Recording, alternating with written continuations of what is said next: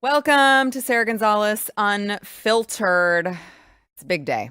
It's a big day for me. It's a big day for Sara Gonzales Unfiltered because we've got Pat and Stu back on the show. Pat Gray, host of Pat Gray Unleashed. It's a big day for America. It is a big day for America. It really is a big day for America. Stu Burguiere, host of Stu Does America. It is a really big day for America. Honestly, for the world. The world. The entire, the Solar globe. system. The galaxy. The galaxy. Is there a better show in the galaxy? No. What's going on right here? I don't think so. I don't think so. I don't think so. So I'm glad you guys are, I mean, I'm always glad when you're on, but I'm glad you guys are on, particularly today, to talk about Congresswoman LaMonica McIver. MacGyver. Yep. Is that how you say it, McIver? I like to say MacGyver because I think of the show MacGyver. The show MacGyver, yeah. She's really more of a MacGruber. If you remember the Saturday Night Live sketch, she's kind of more in that category. Yeah, I would say MacGyver was very competent. Yes, well, right, and that's why I was like, oh, that'd be a shame if that was her, how you pronounce her name, because she doesn't seem to be. No. But so before we get into that, let's just give a brief little reminder of the Democrats for like the last 4, 8, however many years, talking about how nobody is above the law. Nobody is above the law. Donald Trump, even though he was president at one point, was what they told us before he won again. Nobody is above the law. And that, my friends, is why we have 91 bogus indictments against him. And I just want to remind everyone the Democrats' energy against Donald Trump. Watch. No one is above the law. No one is above the law. Nobody is above the law. No one is above the law. No one is above the law. Nobody is above the law. No one is above the law. No one is above the law. No one is above the law. No one is above the law. No one is above the law. No one is above the law. No one is above the law, even a former president. We have one set of laws in this country, and they apply to everyone. No one is above the law. The law is the law, and no one should be above it. And yes, nobody is above the law. No one is above the law. No one else is above the law, including a president. Nobody is above the law. You can't have two justice systems in America. It has to be one justice system. And anybody who breaks the law should be held accountable. And that no one is above the law. I am glad we are all in agreement on that because, Congresswoman McIver, no one is above the law, because you might recall you had these radical Democrats that were storming the ICE facility in Newark earlier this month. And the Newark mayor was arrested. And of course, Congresswoman, there she is, LaMonica McIver in the red, was physically accosting an ICE officer, elbowing one. And yes, Congresswoman, nobody is above the law, because the interim U.S. Attorney for New Jersey, Alina Habba, said in a statement last night, "Today my office has charged Congresswoman McIver with violation of Title 18 United States Code Section 111A for assaulting, impeding, and interfering with law enforcement." Now, she also said that she persistently made efforts to address these issues without bringing criminal charges, and they've given her every opportunity to come to a resolution. But the Congresswoman unfortunately declined. And here we have agreement. No one is above the law, politicians or otherwise. So here we have. Now, listen, those on the left might say this is fascism. Trump is literally Hitler. This is just political games are being played. And I would ask, what then were the 91 indictments and the 34 felony counts of Donald Trump, not for like assaulting an ICE officer, not for impeding police and law enforcement, but for falsifying business records, which was a stretch, for the classified documents, which Joe Biden had like in his garage where his crackhead son had access to. I mean, all of these bogus things. And now we have, what is it? The chicken's coming home to roost, I guess. Mm-hmm. I mean, what's his face said it best when I don't even remember his name anymore. What's his face? Americans Chickens. are coming home. Oh, to roost. Jeremiah Wright. Jeremiah Wright. Yes. That's his name. He was right. I preferred what's his face, honestly. Yeah. So yeah, I mean, when you see the video, you know that she's pushing around officers. It's so clear. Easily make the assault case there. They would on any normal citizen. Why? And we just heard a million times, no one is above the law. So yeah, I don't think they've got any room to complain on this, and yet they, of course, are. Yeah, well, of course, and they will turn it into, but again, Donald Trump is literally Hitler, orange man bad, the same things that they've been saying since he got elected. He wants to turn this into tyranny. And it's like, no, guys, it's just that, like, play stupid games, win stupid prizes, and you guys set the standard, and now we're going to live by it. Yeah, and look, that the standard wasn't set by them. Well, sure. It is This a real is- standard. yes. You know, again, they applied it incorrectly to Donald Trump, but it should be the standard, right? I mean, not being above the law makes a lot of sense. We shouldn't be putting politicians above the law. They should have to follow the same laws that we do. I know if I pushed an ICE agent, I would be going to jail. And it's interesting. Hold on. Would you ever push an ICE agent? I would not. Never. Not in your wildest dreams. Yeah. And there have been there at the time we played the video with the audio, and she's like, you can't talk to a congresswoman like that. What do you think you're doing? I mean, the level of arrogance that she had to think that it was okay, not just to verbally assault them, but to physically accost them, I don't think can be overstated here. And that's why I asked you, like, you would never even dream. Oh, that's not what, no. Dream of assaulting an ICE agent. And yet she is so entitled that she thought that she could do that and she could portray herself as the victim and nothing would happen. Yeah, and it's an interesting part of this whole conversation, which is this sort of "do you know who I am" type of thing. And of course, the answer with McIver is no. Nobody knows. Literally, I've never heard. I do this for a living. I'd never heard of her until this incident. I have to be honest with you. Didn't know she was even in office. She's a giant zilch, by the way. And what's interesting about that part of it is you mentioned, I think this is right, the mayor that was also arrested in this incident, he came to some sort of the charges were dropped. And came to some sort of conclusion with this, and it seems that the DOJ offered that type of deal to her. Yeah. They did offer to her. She said no, and why? Because she doesn't want to be an unknown zilch. She wants this attention. Yeah. She's happy to get whatever consequences come with this because it's going to make her a very big fundraiser on the left. She'll be able to go and talk at all the conferences and say how wonderful she is and how she stood up to Donald Trump. And that's really what all this is about, right? Yeah. Like, we've come to a place where there used to be a time where everyone had a podcast. Now all those podcasters have just decided to go into, into government and act like they're broadcasters and podcasters and making lots of noise and trying to draw attention to themselves instead of actually governing. None of them do that anymore. And there's too much of that in Washington. She seems to be on. Look, you're a congresswoman. If you want to go into a building like that, you just need to calm down and then walk in. Like, that's what's going to wind up happening. If you treat make an appointment. Make an appointment. Right. If you treat these people with respect, you're going to wind up having no problem at all. Yeah. You know what you're doing when you're causing a ruckus like that. And I think now she knows what she's doing to try to get even more attention because she wants this to happen. Yeah, no, you're right. And to that point, of course, I'm sure she was very excited when she got the invitation to go on to CNN and respond to all of this. And so let's play some of that. Would you have done anything differently? No, I would not have. Once again, we showed up there to do a job, Kate. We were there for an oversight visit. We have done this before. You know, me, Congresswoman Bonnie Watson-Coleman, and Congressman Bob Menendez was just at a facility just a couple of weeks ago, not too far from this location, where we had an oversight visit, and we were a little bit delayed, but not, confronted or was in the middle of a chaos to do so. I think, number Now one, we she's have an acting as if she obligation was to the do one who so. was We have to show up confronted, and do our jobs. And at the end of the day, the reason why we were there is because we wanted to make sure this facility was up to par, that it was clean, that it was safe, and that the detainees there were, given due process, that they were able to use the phone, that they were able to speak to their legal representation, which we found out was not happening. But that was our reason. So despite, what Republicans are saying, about us, trying to break people out of jail, that's untrue. We were not there to do that. No. We were there to conduct an oversight visit, which Just after an all oversight of this. The chaos, Kate. They gave us a tour. That's why they bum rushed the gate. We broke in, we assaulted people, all of these things that HABA is saying and Republicans are saying. Congresswoman, you are now facing a federal charge, though. Start pushing ICE agents around.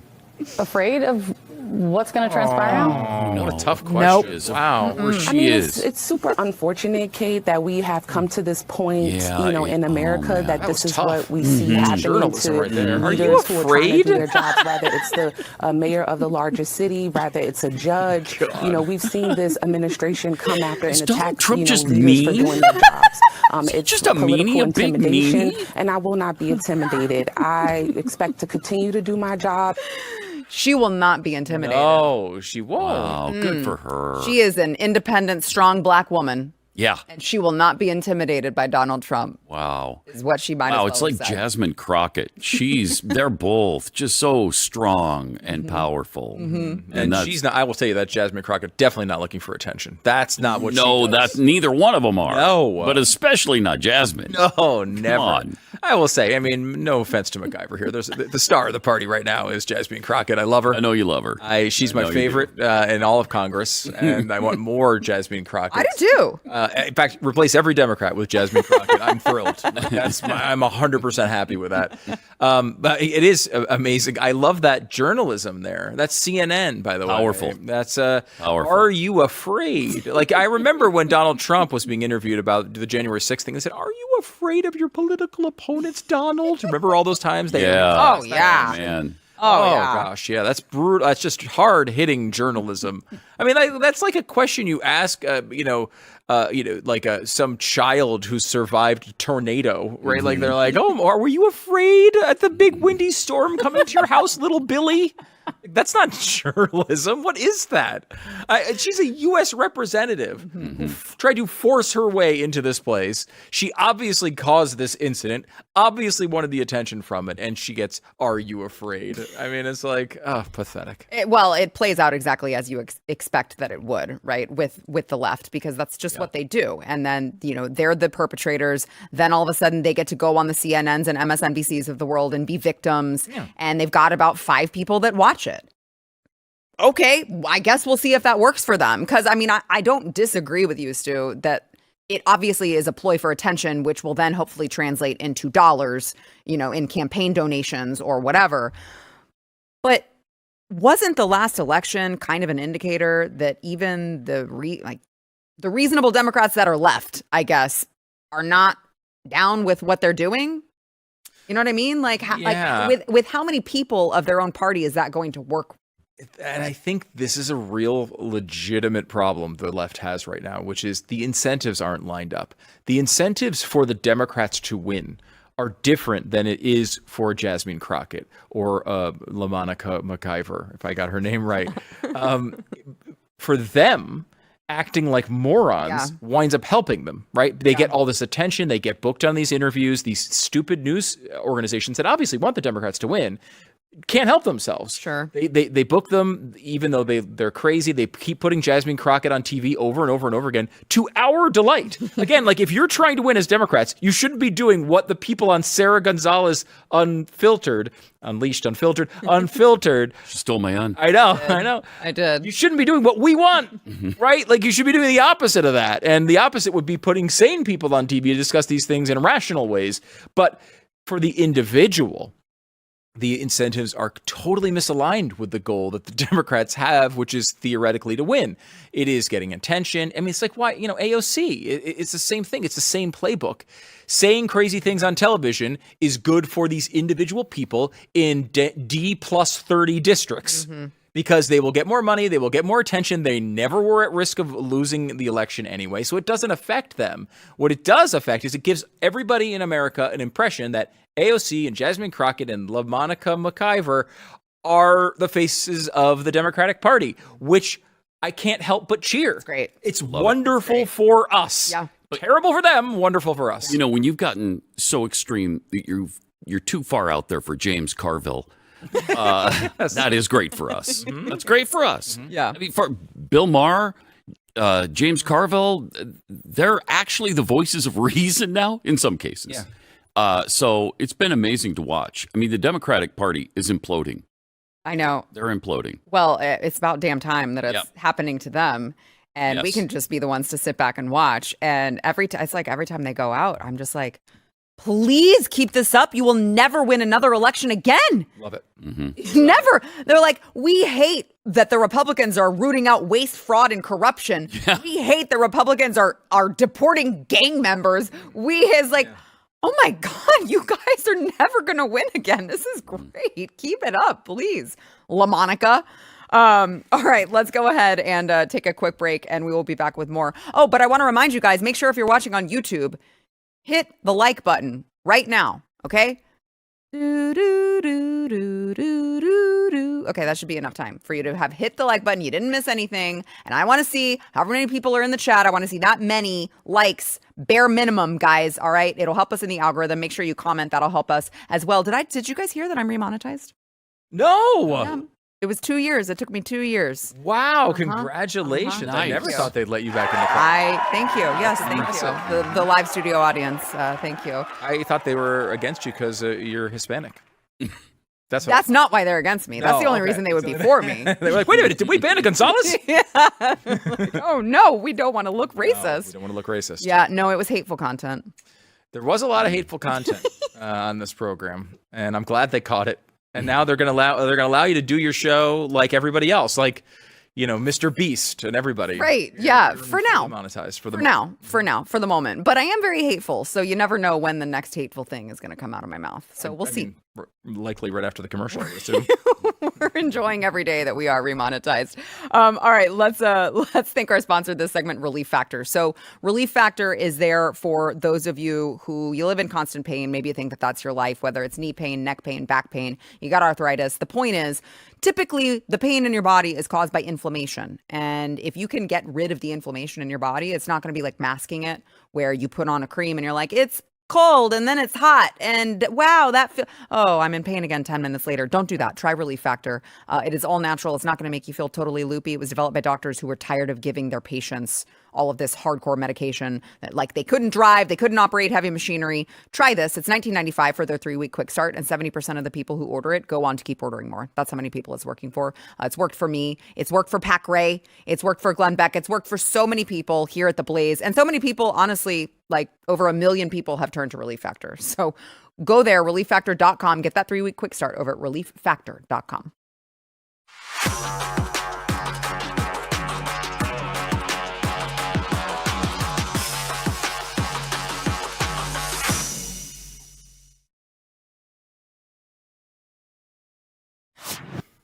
So as I was preparing for a Pat and Stu special episode, I was like, what should I talk to Pat and Stu about? And then I thought, we should definitely talk about the Diddy trial that's going on. All right. Who better to cover that than Pat and Stu? So I don't know. Like big Hollywood type parties, you think of both Pat and I. How many Diddy parties did you attend? I want to make sure 0 is the number of those parties. But Hollywood celebrity type gatherings, I mean, Pat and I are kind of the first invites. Yeah. Type gatherings. Sometimes. Hollywood type. Yeah, they're Hollywood-esque. Hollywood-ish. Yeah. Hollywood with Florida, outside of Fort Lauderdale. Right, sure. Yeah. So have you guys been keeping up with the trial at all? I've been following it a little bit. Yeah, it's disturbing, to say the least. It's both disturbing and also fascinating, if I might just say. Mm-hmm. Like the level of dedication and creativity that went into some of these parties was kind of nuts. I don't know if you saw. So you enjoying it from a party planning perspective. I mean, that's your interest. Listen, I'm just. You should have seen these invitations. It's incredible. Well, no, but like, for instance, last week, I talked about this with my friends over at the Drinkin' Bros on their podcast. Last week, it came out in the trial that this party was themed that they had, and it was, you had to dress up like a communist. And it was like a 12-hour party. And so we were going through who would, like, what all communists are available to dress up as, and how would one dress up like them? Mm-hmm. But my point was, golly, that's a lot. That's a lot of planning, Stu. Have you ever had to dress up like a communist party? I will say I have not. I don't know what maybe you could dress like Jasmine Crockett and fit right in. I just thought when you're getting together to just have a giant orgy, you probably don't need like the theme. That really already is the theme. Like it's already baked into the party. That's a good point. That's right? a really good point. And I feel like dress comfortably for something like that. Really, I feel like you don't want a big like suit. You don't want some big uniform. No. You want to kind of just dress comfortably. Maybe some sweats, some athleisure would be my recommendation. Easy to get on and off. Yeah, right. I feel like that's the approach. No, that's fascinating. I had not heard that detail, and it's a bizarre one, to say the least. Yes. So now, but what I'm looking for are the names, because last week with that Communist Party, Hakeem Jeffries was named. He was they think he was dressed like a communist. They said that he was involved in the party. Oh, that would be fun to see. Yes. So we've heard that. Okay. And then now we have heard sort of indirectly, and I'm waiting for the direct connection, Barack Obama. So Diddy's assistant this week, Diddy's assistant said that he was ordered to arrange these freak offs, right? And Diddy used ecstasy, Viagra, and pills all day, which I don't recommend. Yeah. And there were I don't think, I'm not a doctor, so I just take that for what it's worth. It doesn't seem like that's smart. And that pill right there. That's the Obama pill, right? It's the Obama ecstasy pill. Yeah. But was he there, or did the pill just look like him? No, the pill. So they have not connected him to be there yet. They haven't said he's been there, right? Yeah. They have not said that he's been there yet, but he was very close. I want to hear that he was there. I do too. Oh, man. That's what I keep waiting for. That because would be tasty. And he was really close with, it was not just, I've got a video here of Obama and Diddy, but he was close to a lot of people within that. Oh, yeah. He's buddy-buddy with all of them. With all of them. With all the musicians, all of Hollywood. The rappers and Hollywood and all of that. Him. Yeah. So let's play. This is an old video, obviously, with Obama and Diddy, but let's play that. Yeah, there you go. Y'all. Thank you. And I just want to say how much I appreciate Puff Daddy for doing the kinds of work that he's doing, because he doesn't have to do this. But this is part of what is important about giving back. Yes, we applaud you, and I want to apologize for not sweating, but I do this so much. I'm so cool. I just want y'all to see everybody I'm interviewing is sweating. He's taking off his jacket. My brow. I'm so cool, and I want to apologize. I ain't trying to make you look bad or nothing like that, but I'm just so cool. We a t-shirt. I tell you, if he was wearing one of those fancy designer clothes he's designing, he'd be sweating just like me. It's a great. Like me. That's a great point. So you think that they were that close and he never attended a freak off? No. Not buying it. Look, if I may quote LeBron James, there's nothing like a Diddy party, because Diddy party don't stop. And I think that's what he said, something like that. Anyway, we know he was there. I will say there is this line that probably has to be drawn here, which I think there's a combination, right? There seems to be a freak off wing of the Diddy parties and like a kind of broad Hollywood, thing. And so it's like with Epstein, right? Like there were people who hung out with Epstein, even at one point Donald Trump, that no one is even accusing of doing anything like the horrible things he did at the island or in his place in Miami. So there's going to be that talk. I feel like everybody that has ever met the guy is now going to be grouped in with Diddy, which probably isn't, to the extent. Like, probably not everybody that ever hung out with him did these horrible things. But some of them did, and we should know who it is. And I want to know who it is. Yes, I want to know too. I just don't think. Ghislaine Maxwell went through a whole damn trial, and we still don't have nothing. So I just don't have a lot of confidence that we're ever going to know. No, I don't either. That was supposed to happen the day after Kash Patel got the job. It was supposed to happen. What the hell happened to that guy? Still waiting. Is it time yet? Is it? Yeah. It's way past time. And we should be hearing about this too. Let's get the names. Let's root out the corruption. Let's root out the freaks. And the offs? Yeah. Freaks and the offs. When you look at the Cassie, which was his girlfriend, who there is video of him like beating the crap out of her. And it was terrible. In the hotel? Yes. Yeah. But that's not what this case is about. It's like It's sex, like it's a sex sex trafficking, trafficking right? case, right? And you were going through the text messages of Cassie and him.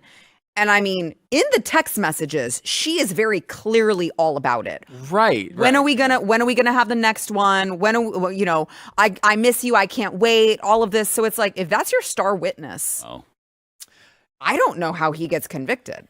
Yeah, I mean, I hesitate because I don't know all the evidence, but from what I've read and understand about the story, it feels like maybe the sex trafficking thing is a little bit of a stretch from what they have. Does he have an abusive relationship with this one woman? Yes. Was he abusive to others around him? Seemingly, yes. Mm-hmm. That's different than the sex trafficking, right? Like that's a massive. So why charge him with that? Well, I mean, I think they're shooting big, right? Yeah. I mean, now again, I guess part of this was bringing. Again, this is a very strange world. Bringing in male prostitutes to hook up with Cassie. I don't know what the interest. I don't know what that would be about. I don't know why you'd want to do that.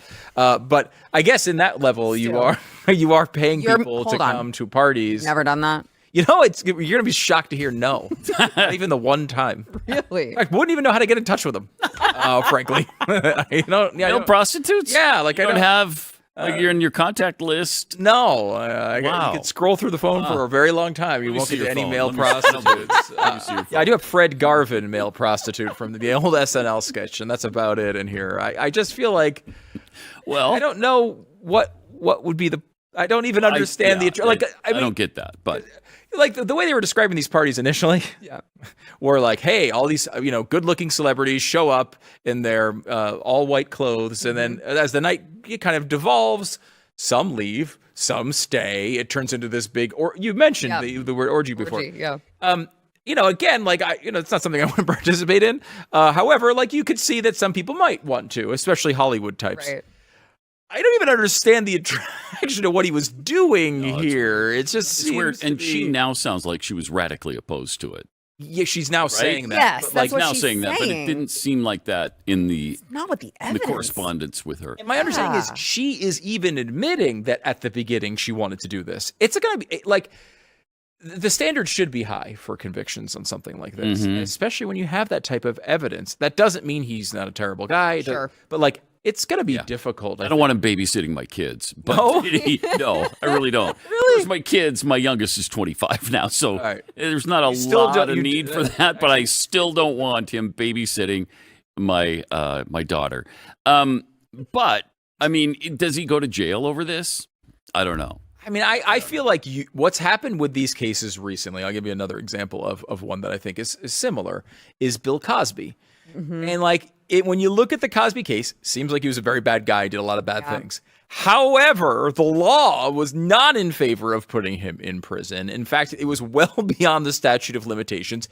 And they sat here and just manipulated the law to get their outcome. I'll give you another example. He's sitting behind Sarah right now, peering through the little window here, which is Donald Trump. It was past the statute of limitations. The law did not support him. And they tried to find a way anyway to throw him in prison. When you get these high-profile cases, a lot of times they'll just do whatever they have to do. And you think from a prosecutor's perspective, we know this from, the guy's name in Alvin Bragg? Alvin Bragg? Yes. Thank you. New York? Yes. Yeah. It took me a minute. Letitia James. Yep. You go down these roads of hey, what I will do for you is put this person you do not like in prison. That is what I will do for you.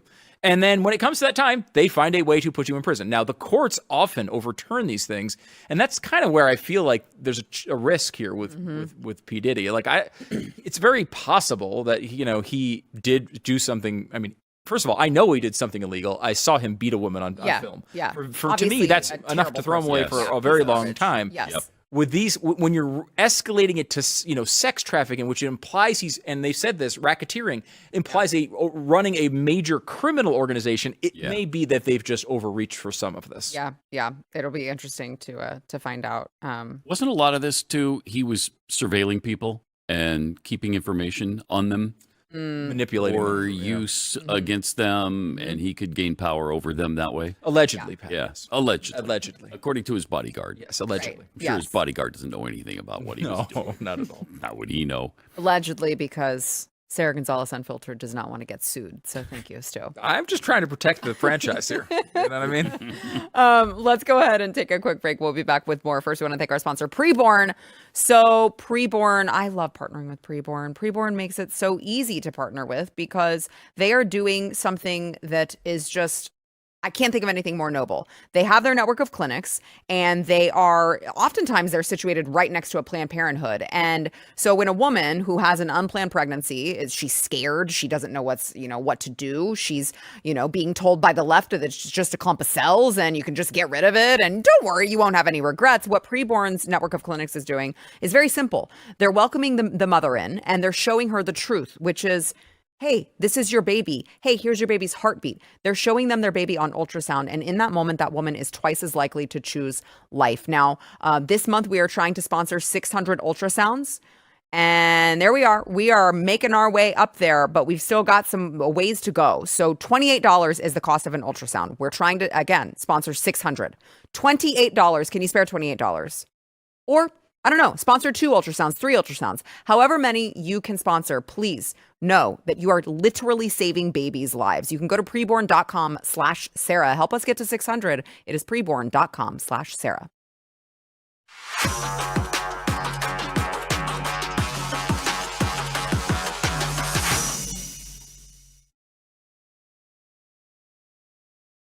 Mm-hmm. All right, the White House is, of course, rallying Congress to pass the big, beautiful bill that Donald Trump had asked for. And I want to play White House Press Secretary Karoline Leavitt on that earlier today. Watch.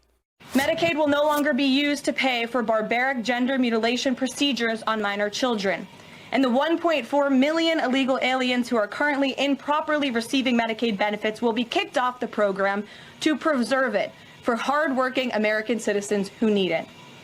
President Trump and Republicans are protecting Medicaid benefits for pregnant women, children, disabled individuals, low-income seniors and families, and the most vulnerable Americans in our society. And that's what Democrats are so angry about. Basic Medicaid protections that will stop the funding of transgender insanity and illegal aliens from ripping off American taxpayers. Now, this one's tough. This one's tough for me. I don't know what I would do if I were in the position in Congress, and I don't envy these people for being in this position because it does have a lot of good things in it. And it does have a lot of things that President Trump campaigned on. According to the White House, they listed like 20 reasons to vote for the bill on X. They said it delivers the largest tax cut in American history. It includes no tax on tips, which again, he campaigned on and it was very popular. No tax on overtime. It permanently secures borders by making the largest border security investment in history. It finishes the wall. It protects Medicaid for Americans by, of course, kicking off 1.4 million illegals off of the benefits. I mean, the list goes on.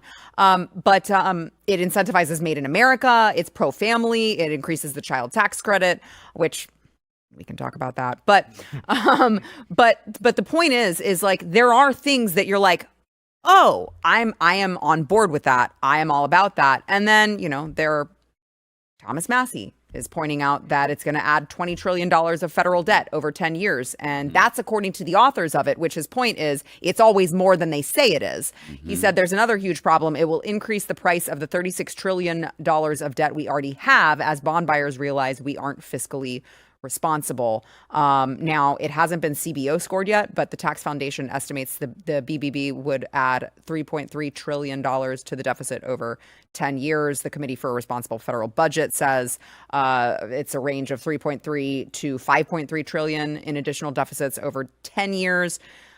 What drop in the bucket? 3.3 trillion. What are we talking about? That's nothing. Who cares? It's nothing. I mean, I don't get out of bed for less than 20 trillion. That's just the way I am. I know you're being sarcastic, but I'm glad that you said that because it really is a problem in this country that we just like your eyes glaze over and you're like, I've heard this number repeated so many times. It's like way too much now. Okay, whatever. And it doesn't mean anything to us. Yeah, nobody really can comprehend how much that actually is that we're spending. There was a time when $3 trillion was real money. Yeah. But of course that time has passed. And it's so hard to get anybody to care now, including Republicans. Yep. Many of them, most of them, don't care that it adds $20 trillion to the deficit. They don't care. And so the only way that you can get them to care is for their constituents to get on them, and they won't. They won't, because they're used to these numbers now, and they're used to hearing we're $37 trillion in debt already. So what's another $20 trillion among friends? Yeah. Whatever. It's not a quadrillion, right? It's not a centillion, so it's fine, I guess. And the other thing is, Democrats are already saying that, see, they're cutting Medicare and Medicaid. Well, they're cutting illegal aliens off the Medicaid roll. They're not cutting Medicaid to U.S. citizens, and they don't make that point very well. And despite Donald Trump, they're getting beaten over the head with it. Yeah. Trump is really clear and has been really clear from the start. Yeah. At times, to my chagrin, that he's not cutting any of these programs at any time. Right. At any time from 2015, he's been saying it very consistently till today. It's a third rail. You just can't. You just can't touch it. I think that's a problem for our long-term fiscal stability. Yes, it is. However, it's the smartest political approach, clearly. Right. So they've been talking about this forever. By the way, these projections going in 30 years into the future assume that the interest rate we're paying on this debt will never rise above 3.6%. One minor issue with that is it's already at 4.5%. So it will, I can assure you, raise above 3.6%. Even with the 3.6%, again, we're getting into very boring numbers here, but we're talking about the difference in interest every year is like adding a whole nother Department of Defense just for free. And we don't get anything out of it. It's no more defense occurs. It's just interest payments. That, to me, is bad. And I'm going to take a stand on that right now. Really picky, though. I know. I am. Fiscally, you're just really picky. I'm finicky. Yeah. It's only one Department of Defense. It's true. We could add 10 more. Yeah. And by the way, we will. These are just what we have now for these programs. Of course, a Democrat will eventually get in and pass 12 more. God only knows what Republicans will do. We don't care about this. The bottom line of this story is nobody in America cares. Don't care. Nobody cares except maybe the people at this table, and that's about it. And that's a problem, especially look, there's been some good changes and bad changes of the conservative movement over the years. This, I would argue, is one of the bad ones. People won't care until we go into a deep depression. Right. And that's when people will care. And it'll be too late then. What's going to happen then, Pat? You know this from history. When we have a deep depression, people don't get like, hey, let's cut costs. Yeah, right. What they say is, please give me more because I'm in the worst case scenario. So it's really scary. This bill in and of itself is going to be very difficult to pass because of all the competing groups. Do we have time for like a quick run through of these groups? Because it's fascinating to me. So you have the SALT people. This is the deduction of the state taxes that you pay. There's 6 people in this. They want to raise that deduction from $10,000 to $40,000, which would raise the deficit of this bill even higher. They want that. There's 6 people in that group. Okay, so how do you please them? Well, okay, you raise that tax deduction, right? Maybe they'll come on board. Certainly possible to get those people on board. Of course, you can only lose 4 total. So this is the SALT caucus. This is the SALT caucus. You got 6 of those people. So what do? Well, let me bring you to another group on the other side here, which are people like Chip Roy and people like us, deficit hawks. There's 31 of them. None of them will accept the SALT thing. So you have to try to please them, but if you please them, you lose the SALT people. Then if you please the deficit people by you're maybe making cuts a little bit deeper and making the bill a little bit more acceptable to us, you've got another group, which are the green energy people. The green energy people who love the fact that they just built new car factories of electric vehicles in their districts. They don't want to lose all those Biden bucks for those projects. There are 14 of them in that group. And then there's another 12 in the New York and California swing purple district types. These are the people, by the way, the only reason the Republicans are in the majority because they won these purple districts in New York and California. They say they can't get elected if you start cutting all these projects by more. So they're opposed to it. So if you please the deficit hawks, how are you going to get them across the board? Right. Sometimes these things work out. Sometimes the pressures of these things work out. Maybe you shrink the bill. Maybe Donald Trump comes in and starts punching people in the face and they come along. I did that today. Yeah, like he tried to do that today. I don't know that it worked. But like that is we criticize often, hey, Republicans aren't doing their job. This is what Mike Johnson is looking at. It is hard to do that job right now. So I don't know how I said I don't envy them right now. I don't want that job. I don't want that job. I don't want Trump's job. I don't want Johnson's job. I don't want to be in Congress. I don't want to be anywhere near LaMonica McIver. She might punch me. I don't want any of this to happen to me. But the insider trading makes it worth it. Yeah, you do want to be in Congress. I do want Nancy Pelosi's gig. You're right. Okay, you've won me over. Yeah, you sold him there at the end. I like that. All right, let's go ahead and wait. But when is the vote tonight? That's a good question. It's advanced through. There's two bills I've been following. The cryptocurrency one did advance. This one has not yet, but they're going to try to push it across. The problem is the vote probably won't occur because they're going to need a lot more negotiation to get these votes across the. They don't want to vote yet. Yeah. By the way, their goal was to get this to Donald Trump's desk by July 4th. That's not. We're in late May. Yeah. So super heavy lift at this point. Yeah, I would be shocked if that happened. All right, let's go ahead and take a quick break. We'll be back with more, but we want to thank our sponsor this segment, Shopify. So listen, if you are an entrepreneur, you're a business owner, and you sell things online, I'm telling you personally because I use Shopify if you go to AmericanBeautyBySarah.com right now, everything that goes in, goes out, inventory, all of it. We use Shopify. I love it. It's obviously it's the top, commerce platform behind millions of businesses around the world, 10% of all e-commerce in the United States. And they've got plans for if you're just a small little mom and pop thing, or if you're a household name, they've got something for you. They've got templates. They've got everything just ready to go. I'm telling you guys, I'm really dumb when it comes to anything like this. And I use it very, very, I'm dumb about many things, this being one of them. And I use it like an expert. It's so easy to use. It is. It's so listen, if you are an entrepreneur, you need Shopify. Okay. If you're ready to sell, you're ready for Shopify. Turn your big business idea with Shopify on your side. Do that one more time. I want that. Yeah. Doesn't that sound? I smell the money already. You can go to Shopify.com. Yep. Shopify.com/Sarah. Sign up for your $1 per month trial. Start selling today at Shopify.com/Sarah.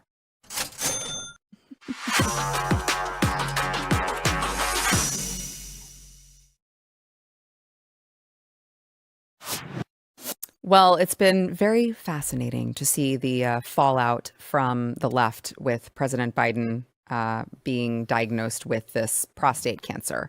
And watching The View, which I didn't actually watch it, but people watched it and said, and I went back and watched the tapes and confirmed that this did happen, that they're like, oh, don't politicize the diagnosis. And then just immediately politicized it, of course, because Donald Trump, orange man, bad.